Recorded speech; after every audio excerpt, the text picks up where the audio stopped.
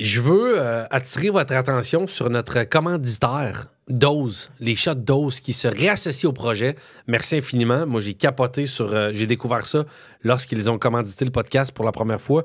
C'est délicieux au goût. C'est des petits kicks d'énergie sans caféine pour bien commencer la journée. Ce ne sont que des produits biologiques, naturels. C'est bon.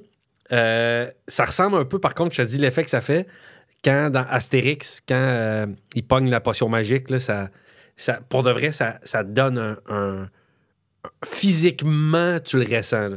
D'ailleurs, je vais goûter avec vous, devant vous, le extra fort gingembre et curcuma.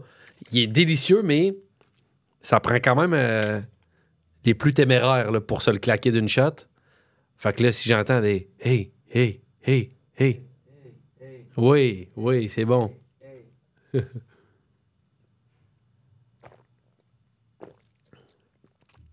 Ah! C'est délicieux et je suis fin prêt pour aller péter des gueules. Alors, bon épisode, tout le monde. Salut tout le monde, j'espère que vous allez bien. Aujourd'hui, épisode avec Ludivine Reding. Lui, je la connais depuis plusieurs années, depuis qu'elle a 15 ans. On en parle un petit peu en début d'épisode. Je l'ai invité à mon podcast pour parler de peine d'amour.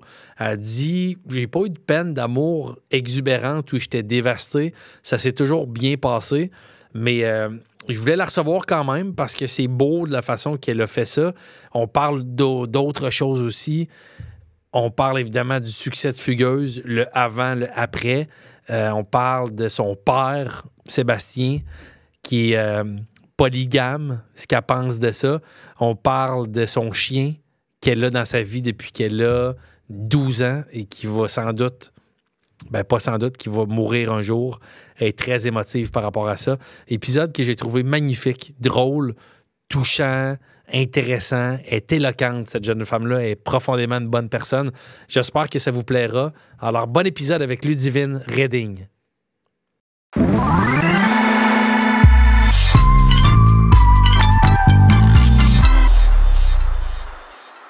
Ludivine Reding. Oui.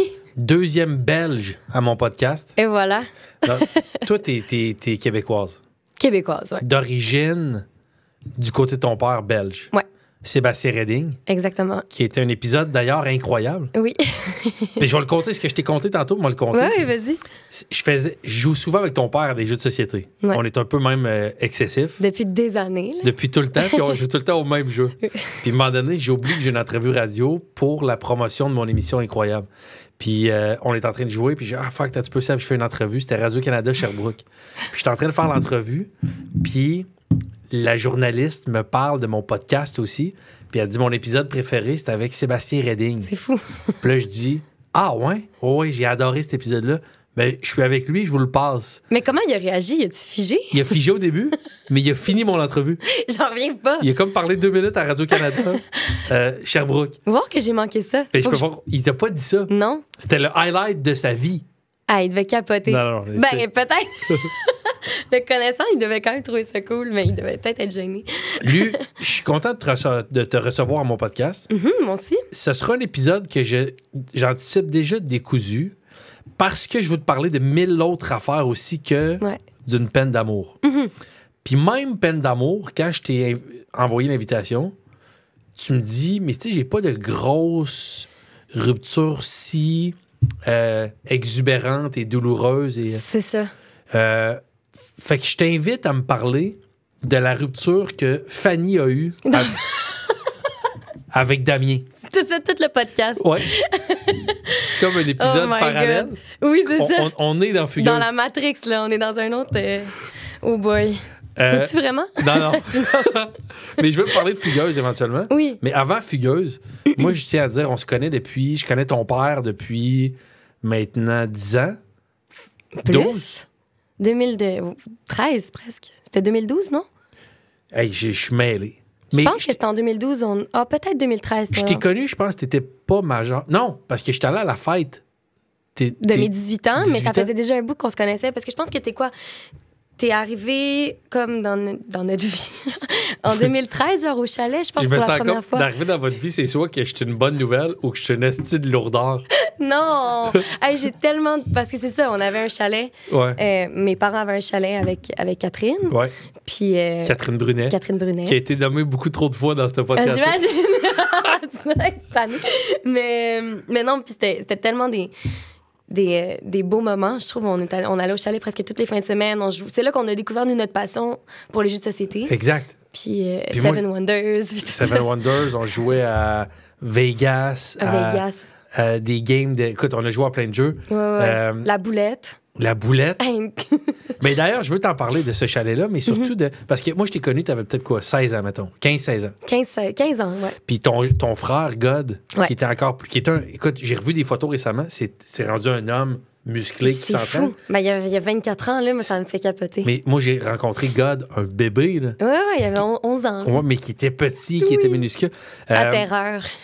Mais ce chalet-là, justement, parce que le métier que tu fais, mais parce que aussi les métiers que tes parents font, ton père est directeur de doublage. Ouais, directeur de plateau, ouais, en doublage. Qui est puis comme un doubleur réalisateur.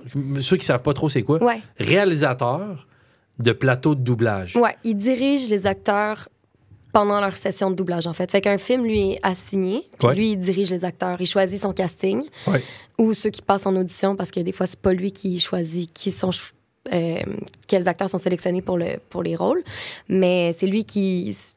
Si on lui donne le projet, puis il doit le remettre en... Tu sais, il faut qu'il fasse une bonne job. Là. Fait que quand on entend une série télé ou un film Ouais. qui est doublé en français québécois, ben souvent, quasiment un projet sur 4, c'est ton père. Ben, Dans le sens qu'il est très actif il en fait là-dedans. beaucoup. Ouais, Ouais. c'est un de ceux qui travaille beaucoup là-dedans. Puis il fait des gros projets aussi. Puis moi, j'adore travailler avec lui. Je trouve que c'est vraiment quelqu'un qui est un maître, je trouve, dans ce métier-là. Je le trouve vraiment impressionnant. Là. Fait que, ouais. Il est très humble, Seb. Oui. Fait que jamais qu'il va... Ce que je remarque, c'est que jamais qu'il va parler tant que ça, comment dire ça. S'il est bon, c'est jamais qu'il va dire « Ouais, je suis assez bon » ou on me considère comme assez établi. Non, c'est ça. Il va jamais parler des autres. Ouais. Mais mon père, c'est quelqu'un qui est passionné. Fait qu'il s'attend à ce que la personne qui travaille avec lui soit passionnée. Ouais. Puis ça, c'est ce qu'il recherche le plus chez un autre acteur, c'est la générosité de l'acteur. C'est lui, il est là pour travailler. Puis mon père, tu le connais, il prend pas les choses nécessairement avec des pincettes là, pour les dire. Puis c'est quelqu'un qui est intense, autant dans la vie que dans son travail. Fait qu'il y a des gens, des fois, qui peuvent être un peu... Quand il y avait la vente d'entrepôt, des pincettes puis des gants blancs, il était ton père, il était pas là il était toujours. pas là pantoute. Non, et lui, il est comme passé à côté. Il là. ne détient aucune pincette Non, et aucun gant blanc. non. Mais ça fait son charme aussi. Ben oui. Parce que t'as toujours la vérité avec lui. Puis il va jamais manquer de respect. C'est juste que lui... Puis il va s'attendre à ce que quelqu'un soit comme ça avec lui aussi, tu sais. Mais moi, ce que j'aime aussi en amitié, c'est que j'aime pas des gens qui me bullshit. Non. C'est vrai aussi en amitié. C'est Ouais. un gars qui te dit, jamais méchant, mais qui te dit son opinion ou sa perception Ouais. de choses que tu tapes. Je le consulte tout le temps quand j'ai des projets artistiques parce que je veux avoir son avis. Tu penses que ça va Ouais. être bon? Tu penses que ça va être... Ben, il va te le dire, son opinion à 100%. Ça, c'est quelqu'un de bien à avoir dans son entourage. Je trouve qu'il peut faire ça. T'as baigné depuis que t'es jeune dans ce milieu-là. Ouais. Parce que ton père a été acteur, puis après, vite, directeur de plateau de tournage. Ouais. Ta mère a été, je sais pas depuis combien de temps, agente d'acteur. En doublage. En doublage. Ouais, depuis plus de 10 ans, là, ouais. Premier contrat que t'as eu, c'était à quel âge? Mais c'est parce que j'ai commencé à faire du doublage peut-être vers l'âge de 7 ans. Mais en doublage, il faut vraiment que tu saches bien lire. Surtout avant, le texte qui défilait, il était écrit comme à la main, en lettres attachées. Ouais. Fait que c'est sûr que faut quand même une certaine technique. Fait que j'ai commencé à être dans les studios de doublage jeune. Puis là, on me mettait devant le micro, on me disait la petite phrase que je devais dire. Tu sais, souvent, c'était des merci maman ou joyeux Noël ou des affaires de même. Puis on me tapait sur l'épaule quand je devais dire ma phrase. Fait que c'était vraiment... j'étais sur une petite boîte de pommes, là, tu sais, c'est parce que j'étais trop petite pour le micro. Puis après... Mais moi, j'ai su depuis jeune que j'avais vraiment envie de faire ça. J'ai accompagné mon père jeune dans les studios. Fait que à genre 9 ans, dès que j'ai pu, mon père il m'a inscrit dans les cours de doublage au conservatoire. Puis c'est comme un petit 2 semaines. Puis après, il y a une vitrine qu'ils appellent. Fait que tu fais des scènes devant plusieurs directeurs de plateau. Puis après, on commence à t'engager. Puis moi, j'ai vraiment beaucoup travaillé enfant là, en doublage. C'est fou. T'as toujours travaillé. En fait, pendant que, mettons, la plupart des enfants, t'es comme un enfant... comment dire ça? Enfant star qu'on dit, là, mais c'est pas tout à fait ça parce que t'étais pas si connu que ça. J'étais pas connue pantoute. Parce que le doublage, c'est un petit peu plus dans l'ombre. Ouais. Mais ton rapport avec l'argent, puis avec côtoyer des adultes, puis avoir des responsabilités, il est ultra différent de la norme. Moi, mettons, à 12 ans, je commençais à tondre des pelouses. Mais oui. À 10 piastres pour le terrain complet. Ouais. Puis je vendais des sandwichs à crème glacée un été, puis je me suis fait une coquette somme de 500, puis j'étais le roi du pétrole. Toi, tu as vite été, en interaction avec des adultes. Ouais. Tu as eu des responsabilités, tu avais des horaires de « OK, je travaille ce week-end ou ce jeudi soir » ou tata. Mais aussi, tu as eu des revenus qui sont pas les revenus qu'on connaît quand on a d'habitude 7, 8, 9, 10, 11, 12, 13 ans. Non. C'est quoi ton rapport avec l'argent? Ben, comme on a parlé un peu de mon père, fait qu'on voit quand même le portrait. Puis ça a été tout le temps... Puis autant ma mère aussi, j'étais dans une famille où est-ce qu'il n'y avait pas de tabou. Fait on parlait d'argent, on parlait de sexe, on parlait de vraiment tous les sujets avec mes parents. Fait que quand est arrivé, je pense que ils en ont pas parlé tout de suite parce que je veux dire, à 9 ans, on s'en fout. Pour moi, c'était un jeu, tu sais. C'était pas... Je disais pas que je m'en allais travailler, je disais que je m'en allais faire du doublage. Puis ça finissait, vu qu'on habitait à Laval, les studios de doublage étaient à Montréal. Fait que des fois, ça finissait que je travaillais la semaine, puis mon père, il m'attendait après, puis on allait voir une game du Canadien. Tu sais, il y avait toujours quelque chose de le fun là-dedans, puis je travaillais jamais la fin de semaine. Tu sais, fait que j'avais tout le temps comme... Je voyais pas ça comme du travail. Peut-être que pas comme si j'avais été en tournage, mettons. Peut-être que c'est plus intense que du doublage. Ouais. Je manquais beaucoup d'école, mais j'étais bonne à l'école. Fait qu'il y avait aucun... Je rattrapais tout le temps, tout. Fait que ça n'a pas été des défis tant que ça. Fait que j'ai pas une notion tant que ça de l'argent jusqu'à mes 12 ans, peut-être. Puis quand tu commences à être plus indépendant, quand tu veux peut-être des fois aller au centre commercial avec tes amis, je vais aller au Ardennes. Mais tu sais, mes parents, ils me donnaient... ça coûtait tellement pas cher dans le temps, c'est fou. Là, ils me donnaient un billet de 20$. Ouais. Puis c'était comment tu peux t'acheter ce que tu veux. Puis je ressortais quand même avec du nouveau linge, avec des trucs. Mais tu sais, j'avais pas ma carte ou quelque chose. Tes parents t'aidaient un peu à gérer ton argent? Ben en fait, c'était leur argent à ce moment-là. Puis c'est plus tard que comme... Ben c'est ça, à 12 ans, là, mon père, il me disait, tu sais, t'as gagné tant, mettons, t'as ça dans ton compte de banque. Moi, je pense que c'est important... les investissements. Si j'aurais aimé ça, quelqu'un fasse ça pour moi. Fait que là, il m'expliquait, mettons, les investissements immobiliers ou les trucs comme ça. Fait qu'on a parlé de ça, puis ils ont fait des placements pour moi, mais toujours... avec ton consentement. Avec mon consentement. Ou, c'est ça. Tout le temps en m'expliquant vraiment bien les choses. Qu'est-ce que tu fais? C'est ça. Puis d'ailleurs, tu parles d'immobilier. Puis là, je veux pas te dévoiler, puis je veux pas que ce soit un podcast où on apprenne tout sur toi. Non. Mais t'as un peu d'immobilier. Un petit peu, ouais. Tu sais, t'as pris goût avec ton père, vous avez acheté un triplex. T'as acheté, je pense, aussi un autre triplex. Puis je vais pas rentrer dans le nombre de... Ouais. Mais ça doit être spécial quand même quand t'es... Tu sais, moi, mon rapport à la célébrité, il est moins... Ça me fait plus de... Je suis pas impressionné de voir, mettons, Martin Matt. Ouais, je comprends, parce que t'es tout le temps dans ce milieu-là. Ouais. Ça doit être spécial quand la personne qui vient signer ton bail ou qui vient récolter le chèque, c'est la fille de Fugueuse ou c'est Ludivine Redding. Est-ce qu'il y a de quoi qui est weird par rapport à ça ou... Ben, au début, peut-être que c'était bizarre parce que j'étais comme, tu sais, à un moment donné, quand j'ai commencé à plus m'en occuper, parce que, tu sais, j'avais 21 ans, là. Fait que des fois, mes locataires... Mais, fait que là, puis moi, je connaissais rien, là, dans le sens, j'essayais d'être la meilleure, mettons, propriétaire. En tout cas, j'ai vraiment appris, là, sur le tas. Le tas. Puis j'ai vraiment développé des belles relations avec mes locataires. Mais mettons, pour ma relation avec l'argent, je trouve que je suis quand même quelqu'un qui est pas dans l'excès tant que ça non plus, tu sais. Je trouve que... Zéro. Mais même enfant, là, tu sais, mes parents, à un moment donné, ils m'ont fait confiance puis ils me laissaient ma carte de débit, là. J'avais pas de carte de crédit. Mais genre, j'étais pas dans l'achat. Tu sais, je voyageais avec mes amis. Moi, ce que j'aime avec l'argent, c'est que c'est la liberté que ça te procure. Puis genre, moi, mettons, la liberté pour moi, c'est de voyager. Fait que c'est mon plus gros... La chose que je suis plus contente de ça, c'est que je peux voyager pour l'instant. On ne sait jamais, là, mais un peu quand je veux. Puis je voyage pas dans des hôtels 5 étoiles. Là. Moi, je voyage dans des gîtes, dans des bed and breakfast, dans des trucs à 40$, là, tu sais. Puis c'est pour ça mon bonheur, là, tu sais.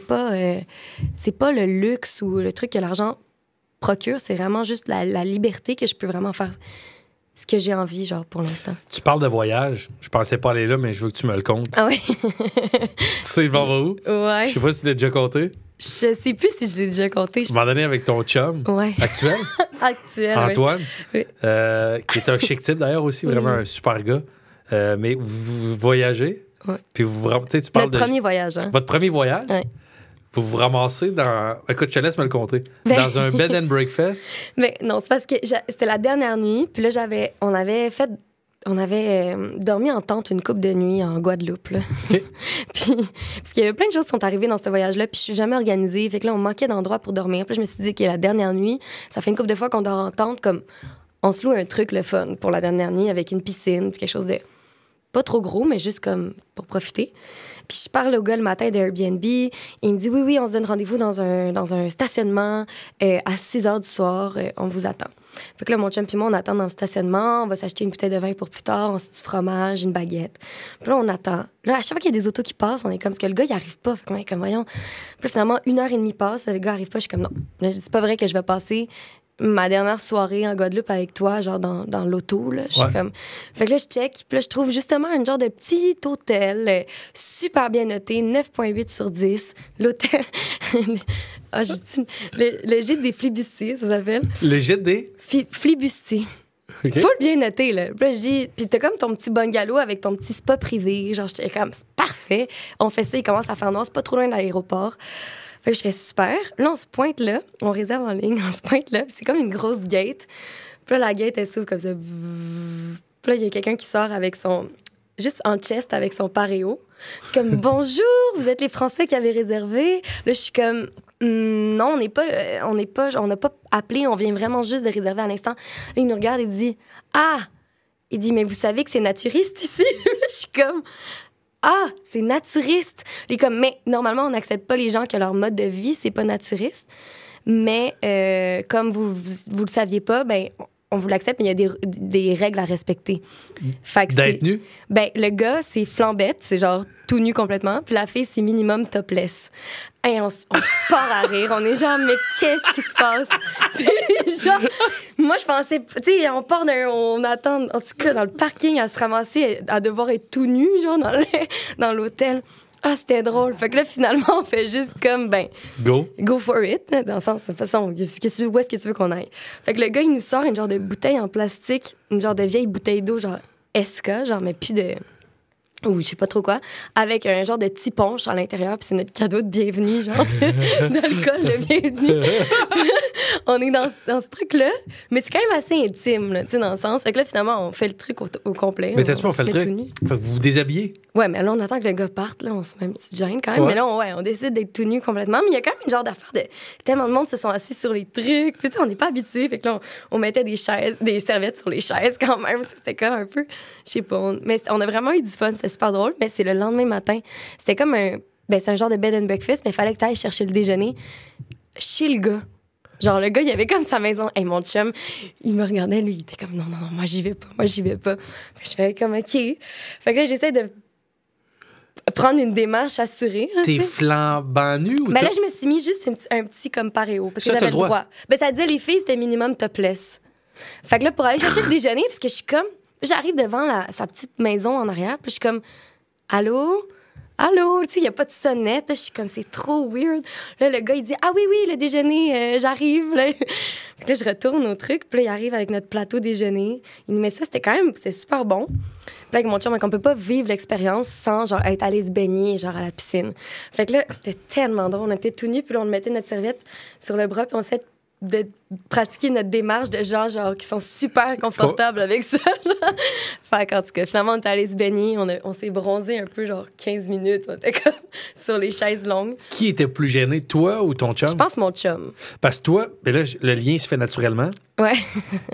Fugueuse. Oui. Puis, pas que je veux interrompre cette histoire-là, parce que je la trouve folle. Ben non, mais c'est fini, de toute façon. C'est ça. Ouais. Mais ton chum, c'est ça, moi, c'est parce que vous l'avez entendu me le conter, toi et ton chum. Ah, c'est que c'est drôle. Puis on dirait que, je sais pas, Ouais. je sais pas si je serais game. Mais je comprends, c'est comme confrontant, même si, genre, tu sais, tu voyais les autres, là, tout le monde, personne regarde, là. Il y a un monsieur qui se promenait, qui regardait les fleurs, les arbres, il y a une fille qui accrochait son linge sur la corde à linge. Tu sais, c'était comme Plus âgé ou pas mal votre âge? plus âgé. Ah, c'est ça. Ouais. Il y a des... il y a des gens qui... la confiance d'être nu, ça va pas avec l'esthétique parfaite Non, que je réalise. C'est un mode de vie pour eux. C'est comme... C'est la nature, tout le monde a le même corps, là, dans le sens que c'est... Ouais. Puis c'est ça. C'est juste que c'est genre la liberté totale, je pense qu'ils nous disent. Nudité, justement, fugueuse, Ouais. on a vu ton corps nu. Mhm. Puis je le dis de façon objective.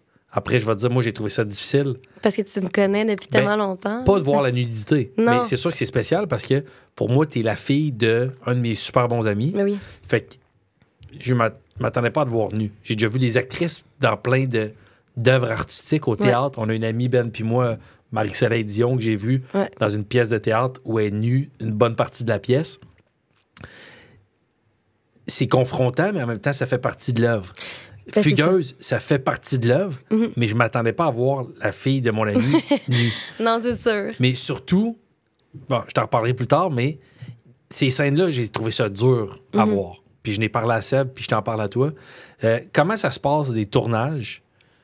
Un, comment tu te prépares pour ça? Puis deux, comment ça se passe de tourner, devant toute une équipe télé, flambant nu pour certaines scènes, puis surtout ce type de scènes-là qui sont tough. Ben, moi, je pense que c'est vraiment différent pour... Tu poserais la question à une autre actrice ou à un autre acteur. Tout le monde, c'est différent pour tout le monde le vit différemment. Moi, en commençant Fugueuse, je le savais. Il n'y a rien qui m'a surpris de tout ce que j'ai fait. C'était clair, puis c'était important pour la série. T'sais. Je trouve que des fois, il y a de la nudité qui est pas nécessaire, mais je trouve que dans Fugueuse, ça avait vraiment sa place. Puis ça a démontré aussi beaucoup de choses du personnage de Fanny. C'était quelqu'un qui était quand même avec son chum Fred au début, qui n'était pas Damien, et qui était une relation super saine. Tu voyais que elle était à l'aise avec son corps. Je trouve que ça... Puis il y a une belle scène dans Fugueuse que j'aime vraiment beaucoup, c'est quand elle chicane justement avec Fred, genre à l'épisode 3. Puis ils sont nus dans le lit, elle lui montre le vidéoclip de Damien. Puis lui, il commence à se chicaner, puis elle se recouvre. Puis ça démontre un peu la gêne de comment tu peux être à l'aise un moment, puis à un moment donné, ben, ça va pas, puis là, tu commences à être gênée. Je trouve qu'il y avait plein de belles... plein de beaux moments que la nudité a apporté dans Fugueuse, puis plein de scènes fortes. Fait que je pense que ça, c'était important. Fait que moi, ayant ça derrière la tête, c'est pas quelque chose qui m'a dérangée.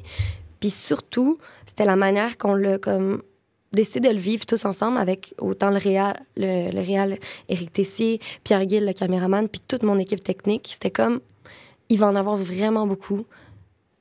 On va pas en faire un cas. Moi, je voulais pas de close set. Je voulais pas que ce soit tout le temps comme une affaire stressante. Close set, je vulgarise pour les gens qui sont pas dans des petites équipes. Petites équipes réduites. Ouais, c'est dans ça. le fond, t'as comme même pas... Il y a même pas personne qui vient faire tes retouches. Là. C'est comme vraiment juste perchiste, caméraman, réal. C'est tout. Toi, il y avait pas ça. Non, nous, c'était tout le temps... C'était comme si c'était une scène au déjeuner. Okay. Genre, peut-être, je le vis en tant que moi qui avait 20 ans à ce moment-là, puis qui le tournait. Là. J'ai jamais senti aucun malaise, aucune pression. C'était une équipe hyper bienveillante.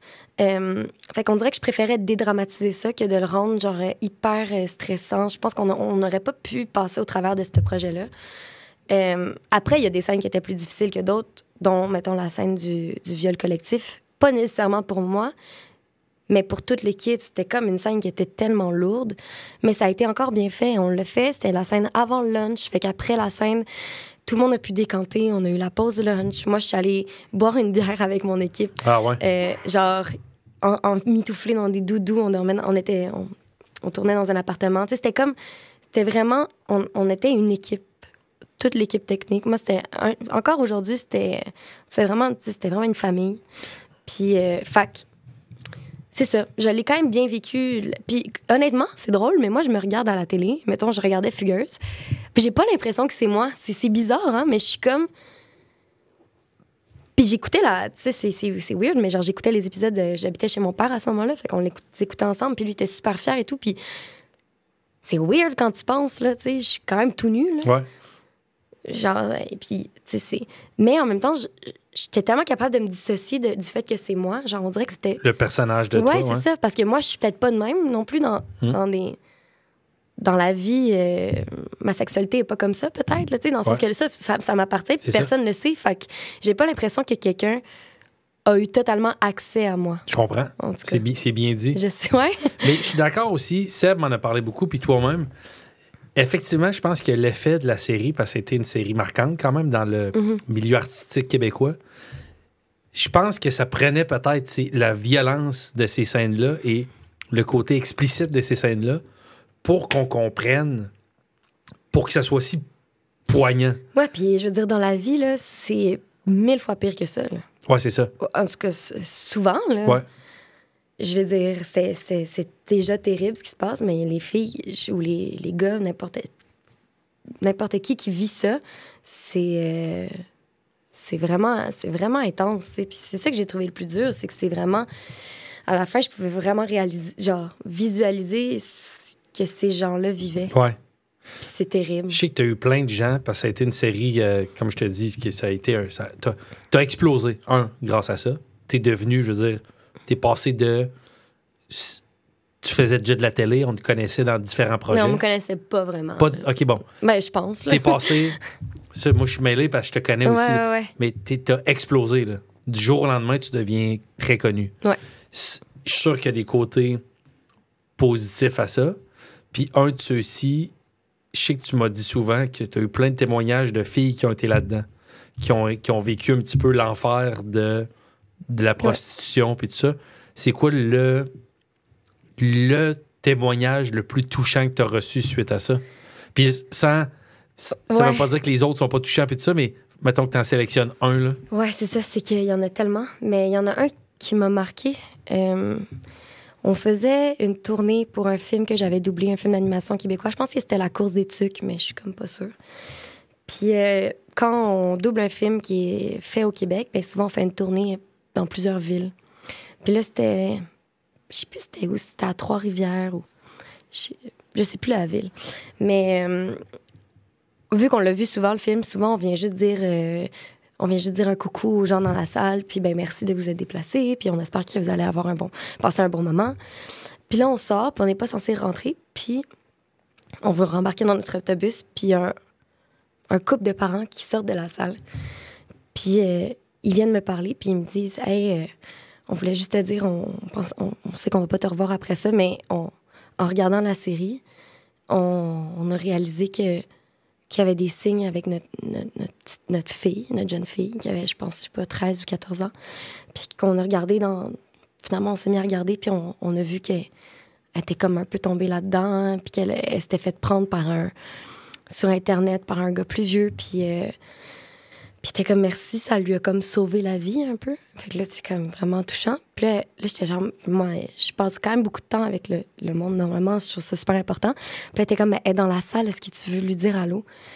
Hey, là, elle est sortie, c'était un petit bout de femme, là, tu sais, t'es comme, comment quelqu'un peut être autant mal intentionné, puis méchant, puis prendre toute la vulnérabilité, puis la jeunesse de ce petit bout de femme-là qui... Ça m'a vraiment touchée, là. Puis j'ai fait un gros câlin. Puis c'était comme vraiment un moment marquant. Mais il y en a plein d'autres, mais je sais pas, c'est un de ceux qui m'a marqué. Comme ce genre de personnes-là qui t'abordent, ou cette jeune femme-là, les parents... Parce que je sais à quel point je te connais, là, puis je te lance pas des fleurs, mais je le sais que t'es comment. T'as une humilité hors pair, t'es ultra simple. Tu sais, tu parlais que t'es pas... tu fais pas de la consommation tu t'achètes pas des sacs Louis Vuitton ou tout ça. Non, je te trouve très simple, puis t'es resté simple aussi. Je te trouve très accessible. Je t'ai vu interagir avec des gens. Même au pic de fugueuse, quand t'étais sollicité constamment, t'es très, très accessible et très gentille. Est-ce que des fois, ces gens-là, c'est arrivé que t'es resté en contact avec des gens qui continuent de te donner des nouvelles ou de leur cheminement suite à ces épreuves-là? Ben, en fait, je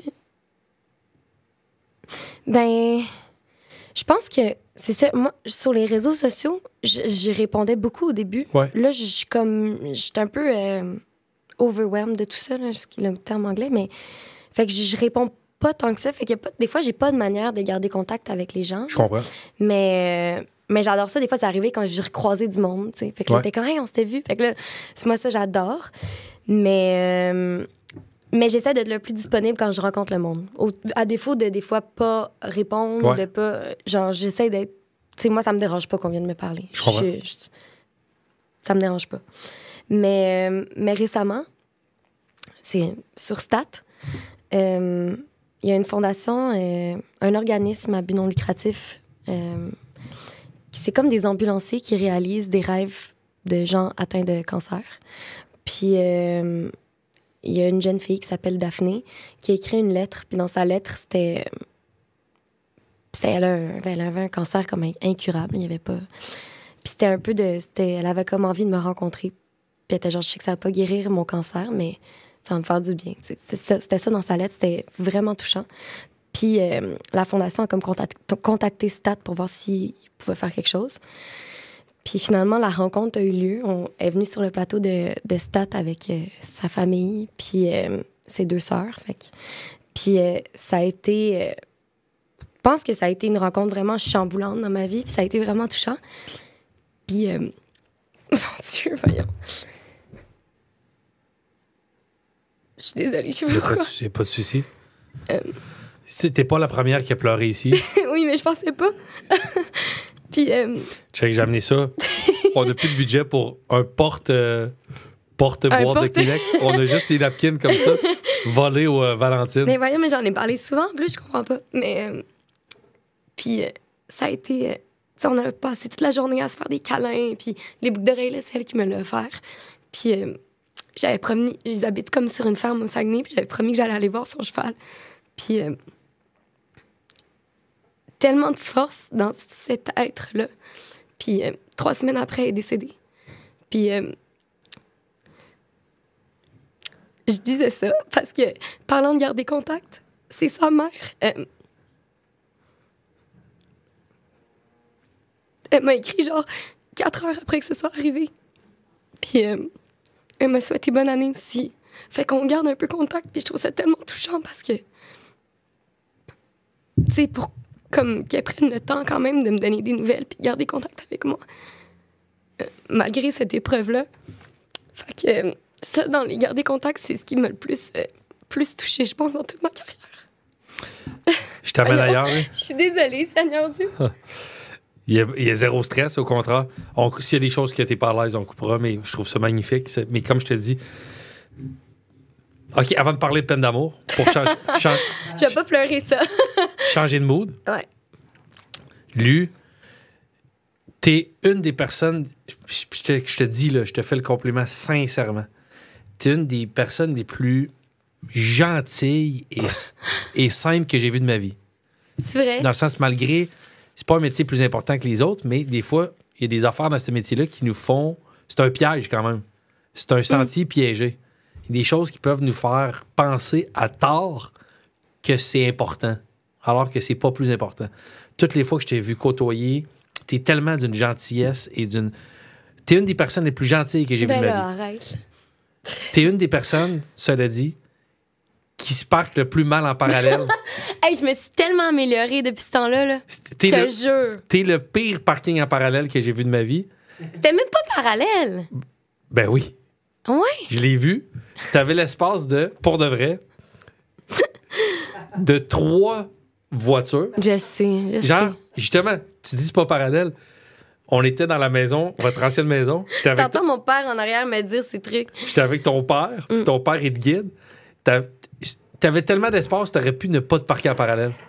Ouais, j'aurais pu rentrer. C'était terrible. Mais j'étais pognée dans la glace. Est-ce que ça s'est amélioré, tu dis? Vraiment. Oui. Vraiment, parce qu'à ce moment-là, je conduisais les autos de mes parents. Ouais. J'avais jamais eu d'auto. Fait que je conduisais tellement... C'était tellement pas souvent que comme...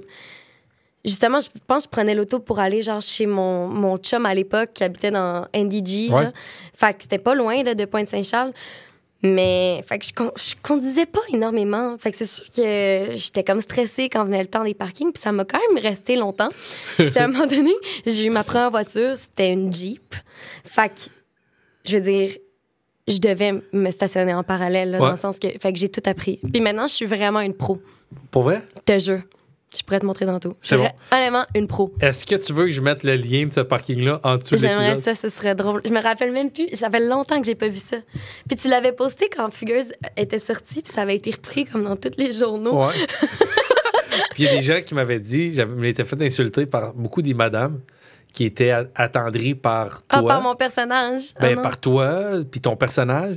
Puis là, moi, je publie ça, puis je m'étais fait traiter de méchant. T'es méchant de rire d'elle, Ah non. puis de rire de cet aspect-là. Bon, lui, on parle de relation de peine d'amour. Oui. T'es en couple présentement avec le gars avec qui vous êtes allé dans une auberge naturiste. Ouais, exact.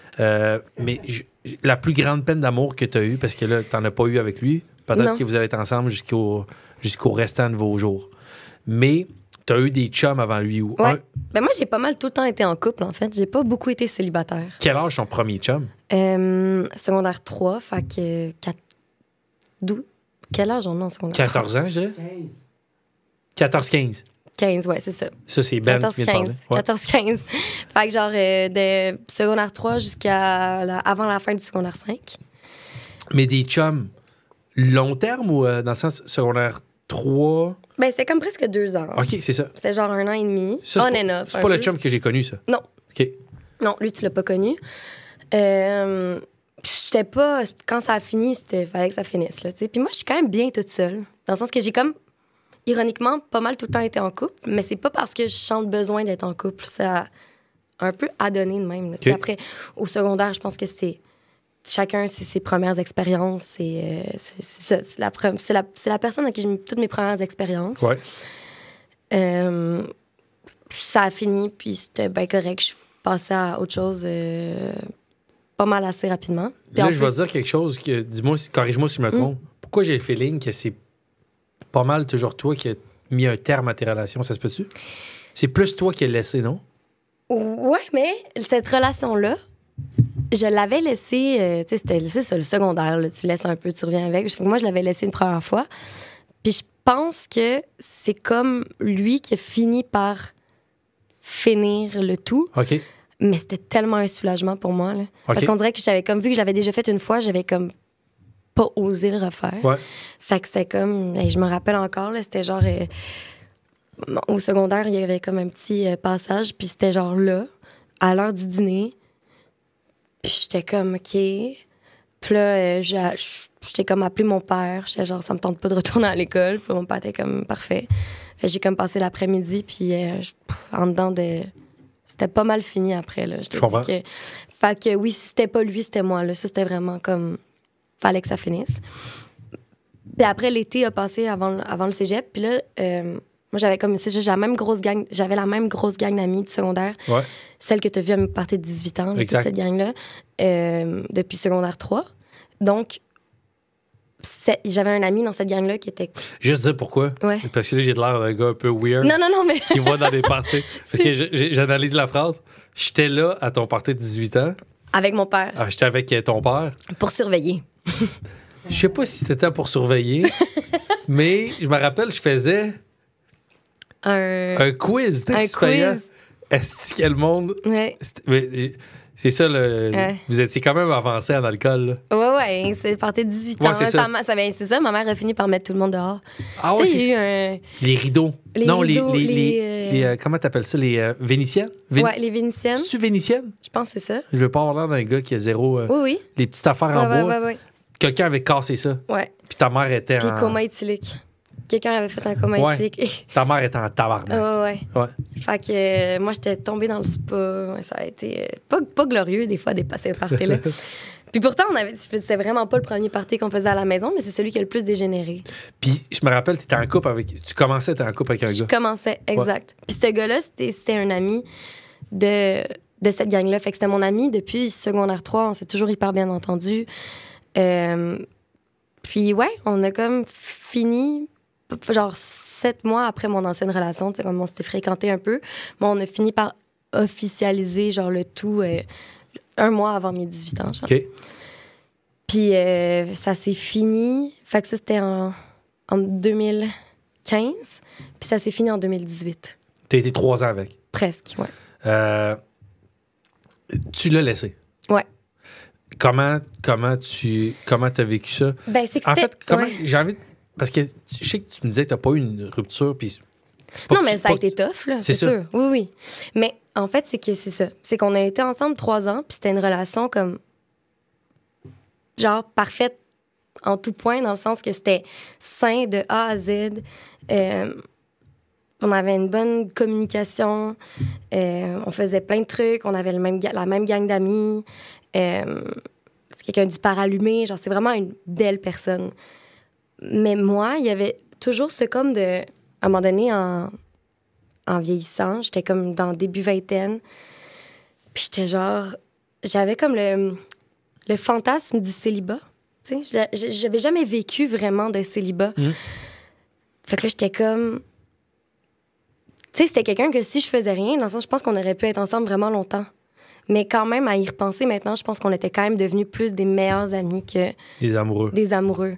Tu sais, à comparer... Ben, je peux pas comparer, mais à voir comment... Tu sais, je pense que c'est ça. C'est qu'on était tellement amis, puis on était tellement bien, puis genre, c'était... Mais je pense que c'est ça. C'était qu'on était des meilleurs amis. Puis moi, j'avais cette idée-là du célibat dans la jeunesse, puis j'étais comme, faut que j'expérimente des trucs, puis c'était...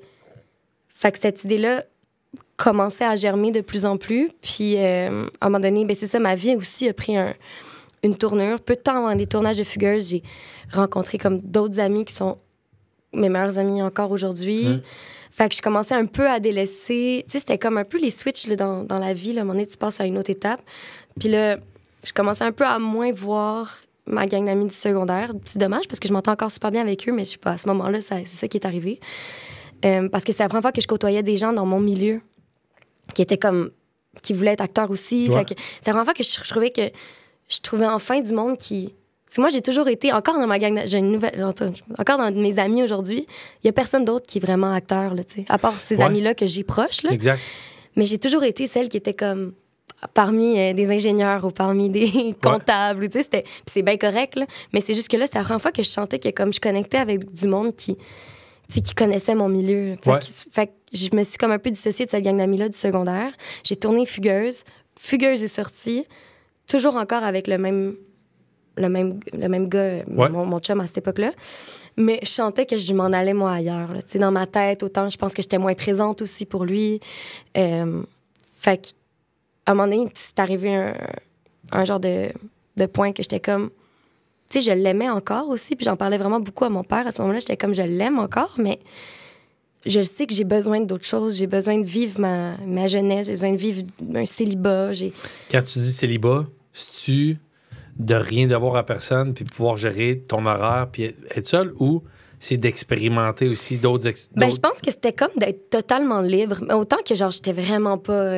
je veux dire, je pouvais vraiment faire ce que... Dans le sens, c'était vraiment pas quelqu'un de compliqué, là. C'était pas toxique pantoute. Je pouvais canceller des plans, dans le sens que c'était pas... tout était bien. C'était juste... Moi, je pense que c'était l'idée de...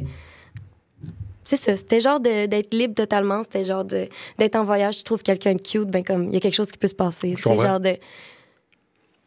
Mais c'est ça. Tu sais, c'était un peu l'idéal. Genre, ce que j'imaginais, en fait. C'est pas l'idéal, mais c'était le fantasme du célibat, je pense. Comment t'as... Excuse-moi, je voulais pas t'interrompre. Non, vas-y, c'est ça. Comment t'as initié ça? Parce que moi, j'ai toujours été laissé. Ouais. Puis je réalise... Parce que... je vais pas parler de moi, mais d'entendre des récits ici, c'est un bon... J'aime ça. Parce que, un, ça me divertit. Puis deux, ça me... J'en apprends sur la façon de rompre aussi. Je comprends, ouais. Moi, j'ai toujours été laissé parce que peut-être les filles s'étendent de moi, ou aussi que je réalise que je suis pas game de faire mal à quelqu'un. Ouais. Puis j'attends la rupture, peut-être. J'ai attendu j'ai toffé des relations, peut-être que j'aurais dû faire le move. Je comprends. Comment c'est quand que tu as eu la confirmation? Puis de quelle façon tu as fait ça? Ben, je pense que j'ai peut-être attendu trop longtemps. Peut-être que même que dans les mois avant la rupture, j'étais vraiment distante. Tu sais, j'étais en tournage sur d'autres choses. Je passais vraiment moins de temps. Tu sais, c'était comme... J'étais moins présente. J'étais moins là. Puis à un moment donné, je me suis dit, bon, ça suffit. Il mérite pas ça. Je pense que c'est tellement une bonne personne qui mérite pas... Fait que j'ai comme... Je pense que dans notre relation, ça a été ça, c'était l'honnêteté. Fait que je pense que c'était rendu de... J'avais trop fait ça durer longtemps. Fait que je suis allée le voir, puis on en a parlé. Puis ça a été vraiment une rupture super douce. Je pense qu'il a compris. Je pense qu'il y avait de la peine. Moi aussi, j'avais de la peine parce que c'était comme tout un pan de ma vie qui changeait. C'était toute une nouvelle étape. Puis moi, ce que je trouve difficile des ruptures, c'est autant la personne, mais autant la famille. Je m'entendais vraiment bien avec sa famille. On avait fait des voyages. C'était comme tout ça ensemble. Tu sais, c'est des deuils de ça. C'est aussi ma gang d'amis. Clairement qu'eux allaient plus faire le choix. Déjà que j'avais été moins présente, fait que clairement que c'était sûr que j'allais vraiment moins les voir. Fait que c'était comme un deuil de toute ma vie d'avant, en fait. Puis c'est ça. Fait que ça a été une super belle rupture quand même. Puis encore aujourd'hui, on est amis, là. Mais y a-t-il une période nécessaire où vous coupez les ponts? Ouais, on a quand même coupé les ponts un bout. On s'est moins vus, mais on a toujours pris des nouvelles. OK. Tout le temps. Puis je suis hyper reconnaissante de ça parce que maintenant, maintenant, j'ai l'impression que c'est vraiment mon ami. T'sais, on se voit vraiment pas souvent, là, t'sais. Mais quand on se voit, on prend full le temps pour parler ensemble. Puis j'ai vraiment l'impression que les deux, je veux dire, nos vies, on est ailleurs. Ce qu'on a vécu ensemble, c'était super, mais il fallait que, ça a fait comme ça. Puis maintenant, on est tellement deux personnes quand même matures, je pense. Puis c'est ça, on est restés des bons amis. Ça doit être dur. Je me mets dans sa peau à lui. Ça doit être difficile. Tu sais, je trouve que en début de rupture, quand ça vient de se passer, c'est le fun de pouvoir penser... plus penser à ça. Tu vois ma face partout. Là, t'étais partout. Ouais. Puis j'avais une nouvelle série, fait qu'il y avait des posters partout, mais il m'en a parlé. Ouais, il dit que c'est sûr que c'est pas évident. Mais... C'est tough de penser à autre chose quand tu vois ton ex-blonde à télé, sur les panneaux. C'était fou, là. Non, c'est sûr que pour moi, c'était sûrement plus facile parce que j'étais pas confrontée à ça tout le temps. Fait que, ouais, je sais pas. Je veux pas parler pour lui, mais ouais, je pense que c'est sûr que pour moi, c'est plus facile de me changer les idées. Là. Ouais. Cette rupture-là et d'autres épreuves dans ta vie, c'est quoi ta façon? Tu sais, tu dis me changer les idées. Comment t'as-tu consulté des psys? Tu fais-tu du sport? C'est quoi? Quels amis? C'est ton père? C'est ta mère? De quelle façon tu gères l'adversité émotionnelle? C'est une bonne question. J'ai jamais consulté. C'est quelque chose que j'aimerais peut-être. C'est pas vrai. J'ai consulté une fois pour... pendant la COVID parce que j'étais comme... j'étais genre hypochondriaque pour genre... Même pas pour la maladie, là. C'était vraiment genre... C'était en fait pas des affaires random, là. Fait qu'en tout cas, j'avais... Pas la COVID en tant que telle? Non, ça avait pas rapport avec la COVID. On a ça en commun, t'es hypochondriaque. Un petit... mais de moins en moins. C'est bon, ça. Ouais. Fait que... Puis mon père, il me disait tout le temps que c'était ridicule. Fait que là, j'avais comme consulté 2 rendez-vous. Mais bref, j'ai pas consulté quand même pour grand-chose. Mais je suis vraiment pas fermée. Je pense que c'est vraiment bon, même. Mais comment je gère l'adversité? J'ai pas l'impression que je suis quelqu'un qui va rester chez elle à vivre sa peine. T'es dans l'action. Je suis dans l'action. Je vais la vivre. Peut-être que je pourrais des fois plus l'extérioriser. Des fois, j'ai tendance à peut-être garder les choses pour moi un peu, mais pas au point que ça, genre, ça mine tout dans ma vie. C'est juste que je le gère, j'affronte ça, puis je vois mes amis, je voyage. Là, je sais qu'après cette rupture-là, mettons, j'ai décidé de me booker un vol dans ma maison en France, chez mon grand-père. Parce que c'est l'endroit que je trouve que c'était le plus... En plus, j'étais hyper fatiguée de tout, puis c'était comme l'endroit où est-ce que c'est le plus... J'étais le plus en paix sur Terre, là, je pense, c'était cette maison-là, qu'on n'a plus malheureusement, mais je suis partie 4 jours. Dans ces 4 jours-là, j'ai pas reçu ma valise, on a dit, il n'y a rien qui s'est passé comme du monde, mais j'étais tellement bien. Fait que je pense que c'était comme de reconnecter avec les choses qui me font du bien. De voir mon grand-père, mon oncle était là en plus, c'était comme... J'ai toujours été quelqu'un de très impulsive, là. Je fais quand même les choses dans le bon sens, mais j'ai pas grand-chose de prévu, fait que je pense que c'est ça, c'est de faire les choses qui me font du bien pour comme passer au travers, là. Mais c'est ça. Mais j'ai pas tendance à rester chez nous. Ouais, c'est ça. Tu me sembles assez dans l'action quand même. Tu me sembles... Je l'ai jamais vu. Comme Seb, en fait, comme ton père. Ouais. T'arrêtes peut-être aussi de côté de ta mère, mais Seb, il n'est jamais vu vraiment atterrer puis que ça l'empêche de fonctionner. Je trouve qu'il est dans l'action, il continue d'avoir des activités, d'être passionné dans tous les aspects de sa vie. Je pense que je ressemble à mon père, mais je suis plus émotive que lui. Ouais. Moi, j'ai quand même de l'émotion. Ouais. Genre, autant des fois, quand je suis fâchée, j'ai de l'émotion, tu sais. Mais mon père, j'ai l'impression que des fois, c'est tellement comme... Moi, je suis genre... Comme t'as-tu de l'émotion, des fois, tu sais? Genre... T'es-tu mort? Mais, tu sais, il est tout le temps... Il est toujours sur la même fréquence, genre. Toujours heureux. Il n'y a jamais rien qui va pas. Tu sais, je sais pas, genre, il y a pas... Même les ruptures, genre... Ben, si t'as vu l'épisode, c'est ça que j'ai vu. Je t'ai jamais vu en peine d'amour. Non. Puis pourtant, je veux dire, il était avec ta mère pendant plus de 20 ans. Ouais. Puis, pas que ces personnes-là n'ont pas été importantes dans sa vie. Non, au contraire. Juste que... C'est le gars, je trouve, qui reset rapidement. Ouais. Reset sa cassette, là, la console Nintendo. Là. Reset, on repart une game.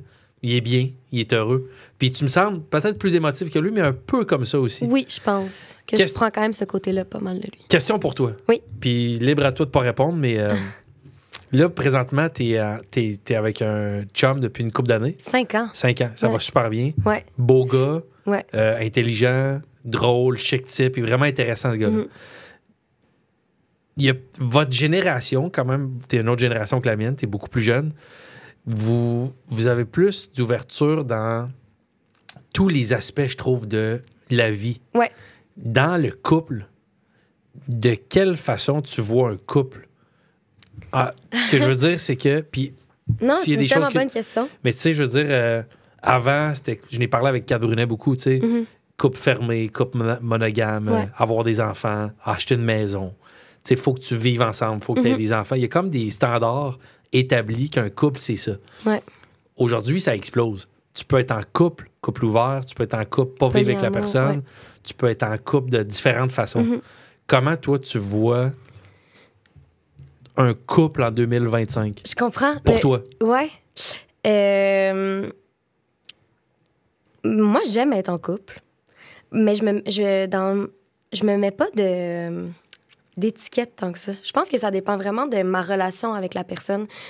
Mon célibat n'a pas duré longtemps, ça finalement, l'idée. Ça a duré 1 an, puis dans ce 1 an-là, j'ai vu du monde, mais sur des quand même longues périodes. J'ai jamais eu de one night, vraiment. Okay. Fait que je suis quelqu'un qui est quand même, finalement, qui aime développer quelque chose avec quelqu'un. Fait que, pour en revenir à mon chum actuel, ce qui était drôle, c'est que moi, je me suis toujours dit, moi, je serais peut-être ouverte pour le couple ouvert, ou je serais peut-être... Puis finalement, être avec mon chum en ce moment, que comme on a tellement de fun ensemble, ça fait 5 ans, on est vraiment passionnés, on attiré l'un par l'autre beaucoup. Je ressens pas ce besoin-là d'aller voir ailleurs, en fait. Puis c'est quelque chose qu'on parle ensemble, là. Je connais pas le futur, je ne sais pas, moi, dans 10 ans, dans 15 ans, c'est quoi. J'ai jamais été en couple aussi longtemps. Mais pour l'instant, au moment où on se parle, je suis tellement comblée de plein de façons, en fait, à tous les niveaux, que comme je me vois pas changer ça pour l'instant. Mais je pense que c'est ça, en 2025, j'ai l'impression que la discussion est possible. Tu sais, si jamais on est confronté à... Je sais pas, à un moment donné, il y a des désirs que lui, il a des désirs ailleurs, ou, tu sais, c'est pas le cas, mais je sais pas, moi, qu'est-ce qui peut arriver. J'ai l'impression qu'au moins, ce que ça apporte, ce que notre ère apporte, c'est l'ouverture. Puis moi, je préférais toujours qu'on en parle. Peut-être qu'à ce moment-là, moi aussi, ça va me tenter, tu sais, au lieu de garder ça pour toi, puis qu'on s'en parle pas. Fait que c'est ça, c'est comme ma vision du couple. Je pense que c'est vraiment de voir comment ça va ensemble pour l'instant. OK. Puis, mais moi, c'est ça, je suis vraiment bien dans mon couple là, qui est monogame en ce moment, on bâtit quelque chose ensemble. Puis je trouve qu'il est très fort. Puis c'est ça, je ressens pas ce besoin-là, mais on sait jamais. Ouais, c'est ça. Écoute, si la pomme tombe pas loin du pommier. Oui, c'est ça. J'ai envie de te dire, on sait jamais. Oui. Je parle de ton père, là. Oui, non, oui. Je parle pas de ton... Oui. Lui, il faut que je te pose une question. Oui. On parle de rupture, de deuil amoureux. Ouais. Mais je vais te dire une phrase que ton père m'a déjà dite. Puis j'ai envie qu'on en jase un peu. OK. Parce que ça implique potentiellement un deuil. Ah non! Mon chien? Ouais. Seb, il m'a dit, peut-être pas dans ces mots-là, mais il m'a dit, tu sais, il t'aime beaucoup, puis il est tellement fier de toi, puis il parle toujours de toi. Puis il m'a dit, je pense que la seule chose qui peut m'inquiéter avec lui, c'est le jour où son chien meurt. Ouais. Parce c'est que niaiseux, t'es proche de... C'est Zouzou. Zouzou, c'est vos estis de nom de chien, je m'en suis jamais rappelé. Il y avait Zouzou puis Moumou. Moumou, Mais c'est Zouzou. Zouzou surtout. Ben, Ils sont j'adore aussi idiots l'un que l'autre en passant. Oh, ils sont tellement attachants. Puis il y avait Mathilde aussi, vous en aviez 3. Ouais.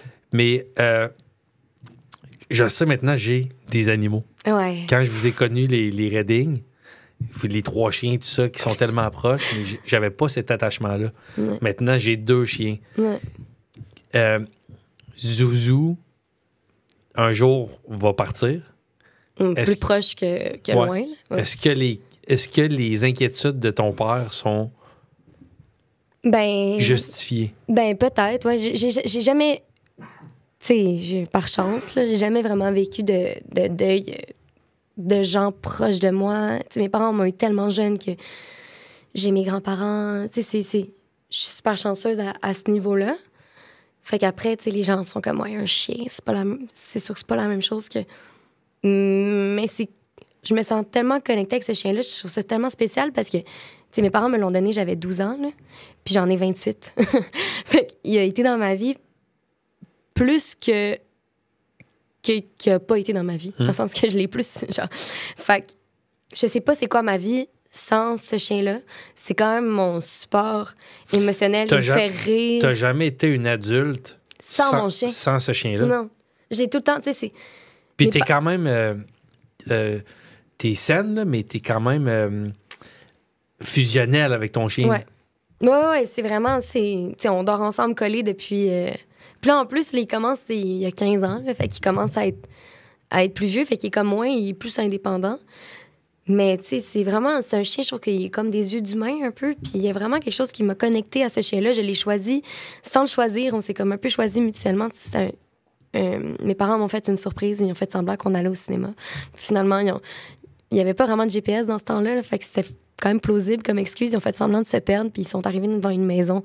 Puis on a cogné à la porte, puis il y avait des bébés chiens saucisses. Puis il y en avait un qu'ils avaient sélectionné pour moi, c'était une femelle.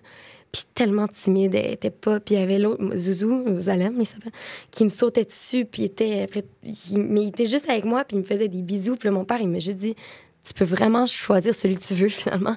Fait que j'étais comme, je pense que je vais prendre lui. Fait que tu sais, c'est comme, on s'est vraiment choisi. Puis, fait que ouais, je sais comme... C'est vraiment quelque chose qui me fait peur. Là. Genre, j'ai quand même beaucoup de voyages de prévus cet été pour j'ai des amis qui se marient. Puis, tu sais, c'est comme quelque chose que je pense. Là. Je suis comme, imagine, il est vieux, là, il y a 15 ans. Là, ça peut s'arrêter n'importe quand. Fait que je suis comme, imagine, je suis pas là. Tu sais, honnêtement, ce serait terrible. Fait que, non, je pense que c'est justifié parce que. Mais, tu sais, à un moment donné, il faut que je me dise qu'il y a eu une super belle vie. Puis que. Il est pas éternel. Là. Fait que. Je vais passer au travers, comme n'importe qui passe au travers d'un deuil de chien, mais je sais que je vais trouver ça difficile. Mais c'est pas marginal, parce qu'il y a un de mes chums, je vais pas le nommer, mais qui m'a déjà dit, ça m'a fait plus de douleur quand mon chien est mort que quand mon père. Et pas qu'il était en mauvais terme avec son père, mais ce qu'il me disait, c'est mon père, je le voyais 2 fois par année. On était en bon terme, mais mon chien est dans mon quotidien. Chaque matin que je me réveille, il est là. Fait que c'est pas comme acceptable de dire ça publiquement. Parce que t'as l'air de quelqu'un qui a aucun cœur. Mais je peux comprendre. Puis moi, c'est pas mon propos à moi, là, loin de moi. Là, mais ça va me faire vraiment plus mal le jour où mes parents vont mourir que mes chiens. Mais je peux comprendre la proximité. Puis l'amour inconditionnel d'un animal. C'est parce que c'est ça, mais c'est... Puis, tu sais, c'est vraiment 2 choses différentes, là, les parents puis les chiens. Mais le chien, c'est que tu es toute sa vie. Fait que, tu sais, lui, il ne vit que pour toi, au final. Pour les moments où tu rentres à la maison, que pour les moments où est-ce que t'as de la... Tu sais, ils sont là tout le temps quand... Genre, toujours heureux. Il n'y a jamais rien qui... Fait que oui, ça va être vraiment un choc, là. Mon chien, c'est ça, il y a 1 an et demi, je me suis réveillée le matin, puis il était comme en bas du lit, puis il avait les 2 jambes arrière, les 2 pattes arrière paralysées. Et puis de voir ça, là, c'était terrible. Là. J'étais dans la maison, puis là, j'essayais de bouger ses pattes. J'étais comme marche, je capotais. Puis finalement, il pouvait pas remarcher de même, fait que j'ai dû le faire opérer. Puis là, il remarche, mais il y a une démarche un peu drôle. Mais ouais, c'est sûr, c'est ça. Ça va être... c'est de l'amour inconditionnel, un chien. Est-ce que tu te prépares à ce jour-là? Parce que tu as de l'air lucide. C'est sûr que ça arrive. Ça arrive pour tout le monde. Mais est-ce que, concrètement, tu t'essayes de te préparer? Ben, je me dis que... Moi, Puis c'est drôle, parce que quand mes parents m'ont offert mon chien, j'avais 12 ans. Puis je me disais, à 24 ans, quand je vais avoir 24 ans, il va mourir. Puis mon père me disait, ben, tu sais, un chien, ça vit 12 ans. Puis les années après, c'est du bonus. Puis là, je suis rendue à 28. Puis je me disais, il est encore là. Puis il est encore allumé, un peu sourd, mais genre, tu sais, comme... Fait que je suis comme tabarouette, je suis tellement chanceuse d'avoir vécu tout ça avec lui. Puis, tu sais, j'ai comme sauvé un peu la vie 2 fois aussi avec... j'ai fait opérer 2 fois à sa colonne, puis ça encore, je suis choyée d'avoir pu faire ça aussi, fait que d'avoir comme prolongé un peu sa vie aussi, puis fait que on a quand même, tu sais, il a été vraiment gâté, puis il a vraiment une belle vie. Fait que c'est sûr, j'essaie de me réconforter avec ça, mais c'est sûr que je sais pas comment je vais réagir. Mais même mes amis ont peur, c'est drôle, là, mes meilleurs amis, là, Dom et tout, ils me disaient, hey, lui, je sais pas comment, qu'est-ce que je vais faire. Mais je pense que je pense que ça va être correct, là. C'est sûr que je serais pas capable d'en parler, là. Sans pleurer, mais tu sais, c'est quelqu'un que je côtoie au travail puis que j'aime beaucoup, vient de perdre son chien, puis c'est dur, là, c'est super dur. C'est dur en tabarnak. Ouais. Lui, merci. T'es une formidable jeune femme. Merci. Merci d'être venue te dévoiler. Super intéressant. Ouais. Tu pensais-tu pleurer? Non, tu vraiment pensais pas qu'on pas. parlait... Puis en plus, c'est drôle, c'est pas drôle, mais cette histoire-là, je la raconte tu sais, à mes amis, à tout le monde. Je comprends pas pourquoi ça m'a donné autant d'émotions aujourd'hui. Peut-être la gêne des caméras. Sûrement. Ça amplifie tout.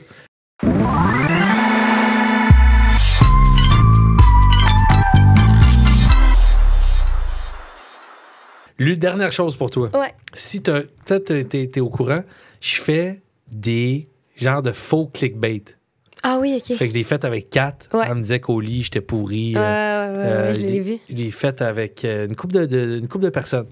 Ce que je ferais avec toi, si tu veux, puis ça va être un extrait qu'on va garder pour attirer, mais après, les gens en voyant l'épisode font comme « Ah, tabarnak! » Puis là, les gens commencent à s'en douter aussi, là, tu sais. Mais ça serait peut-être par rapport à une des scènes de fugueuse de nudité ou de sexualité. Peut-être juste par rapport à quelqu'un du staff de... Fait que j'ai dû dire... excuse-moi, mais je sais pas si tu comprends, un malaise que tu aurais eu avec un caméraman ou... Ouais. Si t'es à l'aise, si t'es pas à l'aise, on coupe tout ça puis fuck off. Ben en fait, c'est juste que je veux tellement pas que les gens pensent ça. Je Tu sais, comprends. mettons, les gens y aient pas écouté, imagine que ça Je comprends. se répercute sur l'équipe. Je comprends. OK, on fait pas ça. Mais ça peut être autre chose. Y a-tu autre chose qu'on peut faire? Peut-être dans ta période de célibat, ce gars-là, on l'a jamais dit publiquement, mais tu sais, peut-être... il est très connu aussi, il fait ce métier-là, puis mettons, je veux peut-être pas le dire c'est qui, mais j'ai fréquenté ce gars-là, ou... quelque chose qui... Mais ça peut... Ben, OK. Non, mais je veux pas que tu fasses rien que t'es... Tu sais, comme, mettons, Mélanie Ménard au Clickbait, elle a dit que la meilleure relation qu'elle a eue, c'était avec une femme, tu sais. Ah oui. Ben, c'était pas vrai? Non. Mais c'est fou, parce qu'on pourrait penser que c'est vrai. Ouais, c'est ça. Ben, t'as-tu des idées? Je me demandais si t'aurais pas surpris ton père. Ah, ce serait drôle. Que t'étais arrivé chez vous puis il était avec 3 personnes. Mais je mettrais plus ça, moi. OK, go. C'est ça qu'on fait. Ouais.